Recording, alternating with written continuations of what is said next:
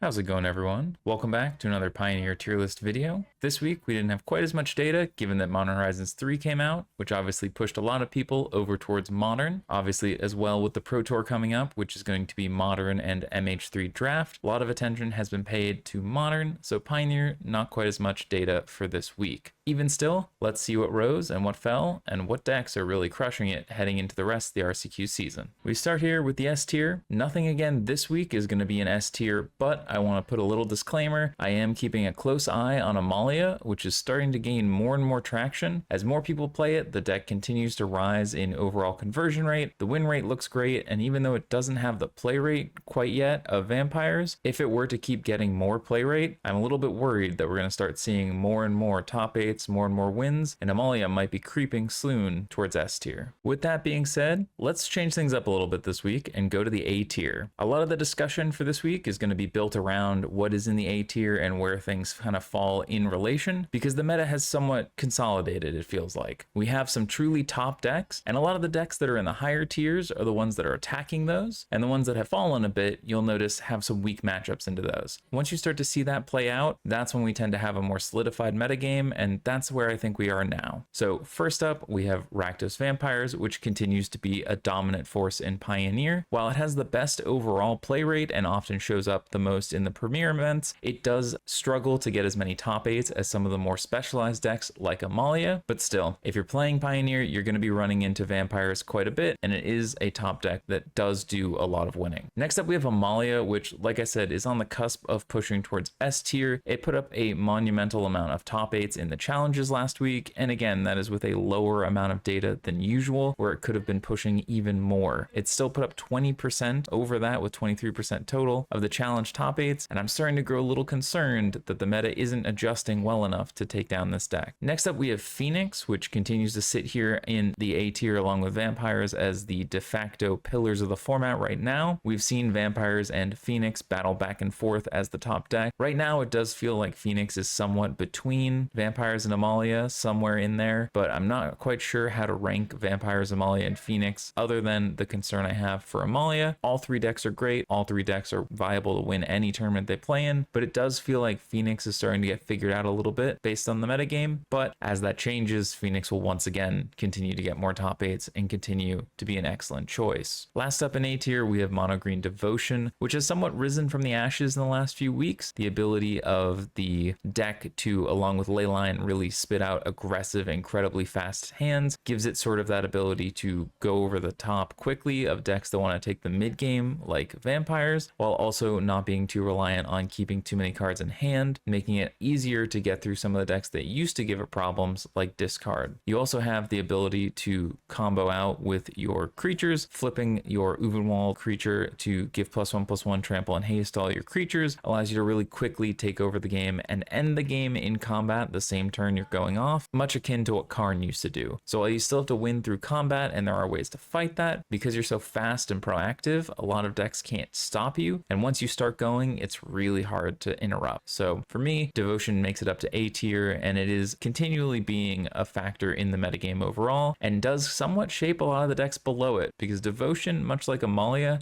has some very skewed matchups, and with more Devotion present, some decks that were really strong in previous metas aren't really as viable, and some decks that were previously struggling that we're going to see in B tier are right back in it, being able to fight Devotion specifically. Speaking of the B tier, that's where we'll go next, and the deck that really rose this last couple weeks with the prevalence of Devotion is Spirits. Specifically Azorius Spirits. We haven't really seen Mono Blue very much, nor Bant, but Blue-White Spirits has been doing a great job of punishing Devotion, along with having a decent ability to fight against Amalia, Vampires, and Phoenix. Though again, this isn't a matchup you really want from the Spirit side across the board there. You are able to interact reasonably with Amalia, especially their spells, being able to use your cheap interaction and fly over the top. Phoenix and Vampires have long-term been tough matchups for Spirits, but the benefit of Azorius specifically is your sideboard is constructed to fight these grindier matchups. Things like Wedding Announcement really give you a lot of game. So while those are matchups you don't want to fight, fight, skilled pilots are still finding their way to good win rates against those decks, or at least enough win rate to be able to then take advantage of decks like Devotion and other control and combo decks present in the format to really elevate their game to the next level. Next up, we have Rakdos midrange, which has also been climbing a lot recently. This one feels more like a meta choice where I don't think it necessarily wants to be facing most of the A tier decks. What I think though is that it's been getting a lot of leverage by beating up on the C and D tier decks. A lot of the aggro decks that were dominant early into the season with the release of Slickshot Show Off have really started falling down in meta share. I think as people become more aware of how to fight them, more interaction like Vampires, Phoenix, and now Rakdos mid come into the format, I think these decks are going to struggle more and more. We're even seeing decks like Blue-Black Control start to get more play rate. I think we're heading into a period of mid-range combo and control where the aggro decks are once again similar to pre-Slickshot Show Off going to struggle. Obviously, Slickshot is good enough to revitalize these decks, and there'll be good meta choices depending on what top decks are lining up in the format. But for now, it feels like Rakdos midrange has gained a lot of ground thanks to beating up on these aggro decks, and it feels like overall the aggro decks have taken their lumps and are kind of falling down the tiers from nearly A now all the way down to C and D tier. Next up, we have the C tier, and we're going to start with one of those aggro decks we talk about in Gruul aggro. Obviously, this deck has continued to look impressive, but one of the things I speculated that I feel like has come true is that the cards to stop your opponents from interacting with you, the green spells like Blossoming Defense as well as Questing Druid, to be able to buy a little bit more game in the mid to late game against the more mid-range decks, are slowing you down enough that now you're not quite fast enough to get under decks like Amalia and Devotion, and Phoenix and Vampires can really fight through you with their interaction, as well as Rakdos midrange. So I think the deck is able to punish a lot of the non-top decks, but I still think that the aggro side of the format is starting to get taken advantage of a little bit outside of exactly Spirits, but that's mostly because they have the tempo plan with their counterspells, whereas Gruul does not. They're really looking to prey on decks that aren't really present at the top of the metagame. After that, we have Lotus Field Combo, another deck that tends to do well when we see a lot of fair midrange decks do well. Seeing Vampires, Phoenix, Rakdos midrange, these are all decks that Lotus wants to fight. The slower starts from Devotion, Lotus is happy to fight, especially since Devotion no longer has access to the Karn package. Amalia as well, if they don't have a very quick combo, you're able to go over the top because the life gain doesn't mean anything, but you do still have to worry about them comboing you out. Overall, with aggro going down, I think Lotus is getting better positioned and will continue to rise moving forward. After that, we have Is It in Soul, which I think is getting a lot of play rate now to attack specifically Rakdos midrange and Vampires, as well as some Devotion starts. Again, having access to counterspells as well as Shrapnel Blasts and quick starts make it so you can keep other opposing decks that are a little more linear on the back foot, and I think it's a okay deck right now. I think it's reasonable to target the two Rakdos decks specifically, but it's not a deck I would highly recommend. After that, we have Dimir Control, which kind of has always been sliding under the surface since OTJ came out with the printing of Jace Reawakened. I think this deck is actually better than the results have showed, mainly because you can fight a lot of the top decks, but I still think we're in a position where it's tough to be a control deck in a vastly open metagame where you could run into anything from Spirits to Rakdos to Amalia to Devotion. I'm a little bit worried that it's not going to be able to pick its battles and it'll be a little bit too generalized, but as it sits right now, it's been picking up steam and putting up better results, and I'm interested to see if that will continue and if it can rise up to B tier in the next few weeks. Last up in C tier, we have Quintorius Combo, which remains a very interesting linear combo deck to me. It's one of the decks that can best punish other linear combo decks because you're able to just sort of win on the spot, and if they're not able to interact with you, you can somewhat race them. The reason it's C versus a higher tier of some of these other combo decks is you are a step slower. It's easier to interact with your combo if there's anything like Shocks, Bone Crusher Giant, any kind of way to remove a Planeswalker that wants to copy, all these kind of things that can lead to problems. So I think it's a very strong deck, especially in a face of lack of interaction, but it just isn't quite fast enough, whereas I think it and Lotus Field both want to prey on the metagame that we're starting to see develop, but they both kind of need to be a turn faster to really take over. So it's going to really depend on how other decks adjust to them and what ends up being the top decks right now. Last up, we have the D tier, and these decks have somewhat fallen off a little bit. A lot of them were previously all the way up to A tier.